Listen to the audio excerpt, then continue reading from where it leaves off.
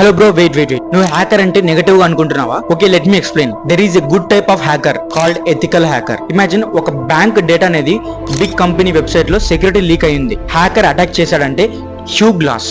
కానీ ethical hacker enter అవుతాడు. అది వైట్ హ్యాట్ హ్యాకర్. సెక్యూరిటీని టెస్ట్ చేస్తాడు, లీక్ ఫిక్స్ చేస్తాడు. ఎగ్జాక్టెడ్ గా చెప్పాలంటే హ్యాకర్ ని ఫైట్ చేస్తాడు against hackers. For example, ethical hacker అంటే good guy hacker. They find problems before bad hackers find. Like door lock check చేయటం అంటే మీ ఇంట్లోకి థీఫ్ ఎంటర్ కాకముందే డోర్ సరిగా వేసానా లేదా అని చెక్ చేయటం. నువ్వు ఒక వెబ్సైట్ క్రియేట్ చేసావు, ఎథికల్ హ్యాకర్ ట్రై చేస్తాడు.